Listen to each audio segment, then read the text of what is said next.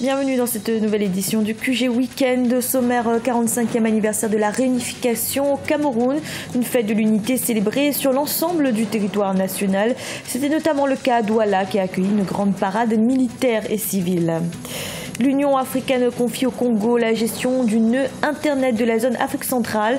Un accord a été signé ce 19 mai entre l'organisation panafricaine et l'Agence de régulation des postes et des communications électroniques.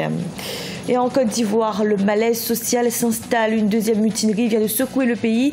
Les soldats ont accepté de regagner leur caserne, mais le mécontentement est toujours présent. C'était ce 20 mai, la fête de l'unité au Cameroun, une célébration qui marquait les 45 ans de la réunification du pays. Les festivités avaient lieu à Yaoundé, la capitale, mais aussi sur l'ensemble du territoire national. À Douala, une parade militaire et civile avait lieu sur la place des fêtes de la vallée Besséké. Reportage de notre correspondant Chérif Ousmane Bardonka. 45e édition de la fête de l'unité nationale à Douala au Cameroun. C'est à la place de fête de la vallée Besséké que le gouverneur de la région du littoral, Samuel Dieudonné Ibaha Diboha, a présidé la grande parade militaire et civile marquant la célébration de l'édition 2017 de la fête de l'unité nationale. Placée sous le thème Armée et Nation en parfaite synergie pour un Cameroun uni dans sa diversité, attaché aux idéaux de paix, de stabilité et de prospérité, cette 45e édition de la fête nationale a offert une fois encore aux populations de la ville de Douala l'occasion d'exprimer leur rattachement à la patrie et leur encouragement aux forces armées. Vous savez qu'on est dans un contexte où le président voudrait que l'unité nationale soit renforcée, perpétuée. Et c'est pour ça que le slogan pour cette fête parle beaucoup de l'unité nationale, de l'intégration nationale. Donc il faut qu'on se réconcilie, tout le Cameroun, avec nos frères du sud-ouest et du nord-ouest. Le thème même est évocateur et tout ce que je peux souhaiter aux Camerounais, c'est que le vivre ensemble est la seule chose qui doit nous guider pour consolider notre unité nationale. Le défilé civil qui a suivi la parade militaire a été un moment de démonstration de la ferme volonté des Camerounais de rester soudés en cette période particulière que traverse le pays au plan sécuritaire. Élèves, étudiants des universités d'État et privées, militants des partis politiques ont démontré à travers leur engagement leur détermination à préserver les valeurs d'unité et de concorde nationale, de fraternité et de patriotisme. Nous sommes nés, nous avons trouvé que le Cameroun était déjà uni. Donc nous ne pouvons que nous aligner et nos progénitures aussi, nous les tirons pour que le Cameroun reste toujours uni, indivisible pour des lendemains meilleurs. Écoutez, la 45e édition de la fête nationale représente pour nous tout un symbole parce que c'est le symbole net de la réunification du Cameroun et c'est la fête de tous les Camerounais.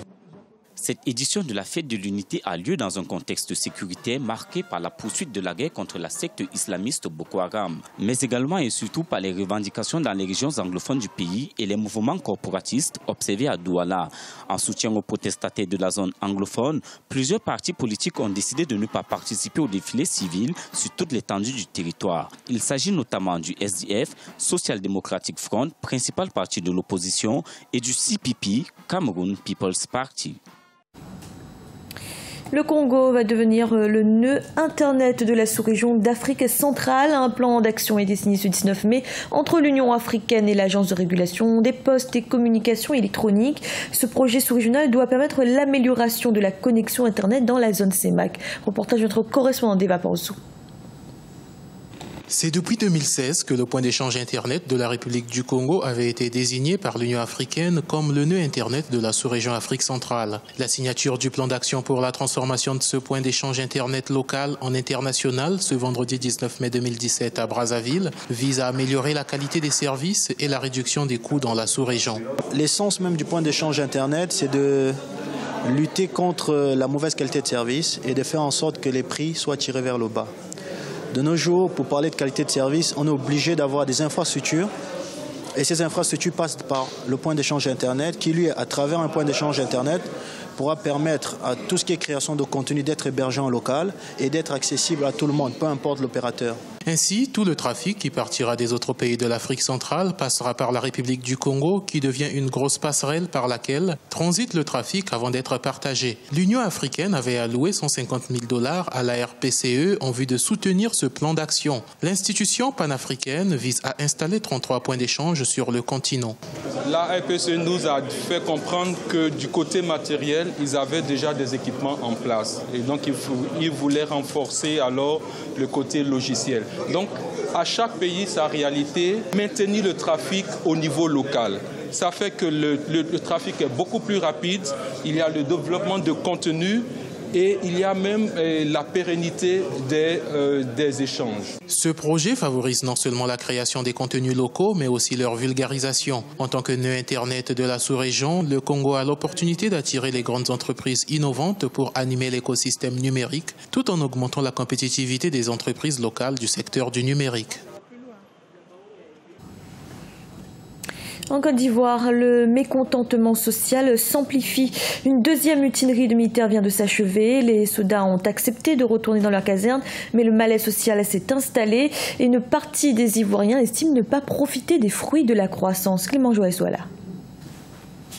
Suite à l'accord trouvé le mardi 16 mai 2017 entre le gouvernement ivoirien et les militaires mutins réclamant des primes, le calme est revenu dans les principales villes de la Côte d'Ivoire. Les économistes craignent que les différentes grognes dans le pays, en plus de la chute des cours mondiaux du cacao, ne portent un sérieux coup à la croissance économique fulgurante qu'a connue la Côte d'Ivoire ces dernières années. L'État doit finir ce problème.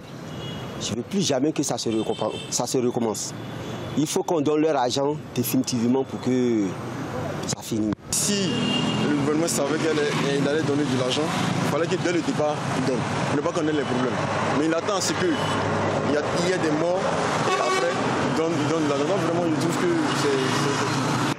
L'accord entre les soldats mutins et le gouvernement stipulait un paiement immédiat de 5 millions de francs CFA par soldat et un montant additionnel de 2 millions de francs CFA le mois suivant. Ce paiement imprévu pourrait porter un sérieux coup au budget de l'État, budget qui pourtant avait été revu à la baisse par le gouvernement à cause des difficultés de la filière cacao, principale source de revenus du pays. Nous allons utiliser nos méthodes habituelles. Il s'agit pour nous de négocier. Si la négociation échoue, d'utiliser notre arme qui est la grève pour réactiver la négociation. Le 27 janvier 2017, les syndicats de la Côte d'Ivoire avaient suspendu une grève après 3 semaines pour continuer les négociations avec le gouvernement. Après la satisfaction des soldats mutins, tout porte à croire, selon des analystes, que le gouvernement ivoirien devrait s'attendre au retour des grèves.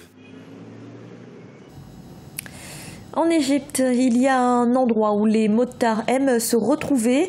Cet endroit, c'est le Bikers Joint, un café branché situé en plein cœur du Caire.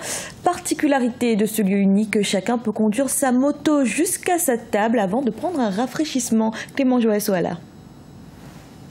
Des motards du Caire estiment que leur ville manque d'espace pour leur permettre de circuler librement et de s'épanouir. Ils ont alors aménagé un espace adapté à leurs engins dans lequel ils se retrouvent les soirs. Au Bikers Joint de Zamalek, un quartier populaire de la capitale égyptienne, ils peuvent se retrouver et se rafraîchir pendant que les mécaniciens réparent leurs engins.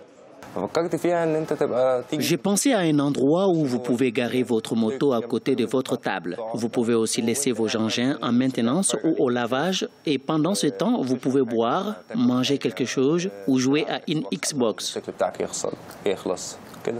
Les motards carottes se disent incompris par les autres usagers de la route en circulation qui trouvent aussi leurs engins bruyants. Le Bikers Joint à Zamalek fournit alors une sorte de refuge à cette communauté de motards. L'idée est très pratique pour les femmes et les hommes. On est assis confortablement et on n'est pas soumis au harcèlement des gens qui fixent plus leur regard sur l'engin que sur la personne. La communauté est fermée, nous nous connaissons tous et nous nous entraidons. Au Caire, le Bikers Joint contribue à renforcer les relations entre motards. Dans un pays où il est rare de voir des femmes à moto, le Bikers Joint se veut aussi un espace où elles peuvent s'exprimer. En rappel, l'Égypte abrite aussi le Cross Egypt Challenge, un rallye annuel de motos et de scooters qui voit le coureur quitter Alexandrie pour le Caire à moto pendant 10 jours.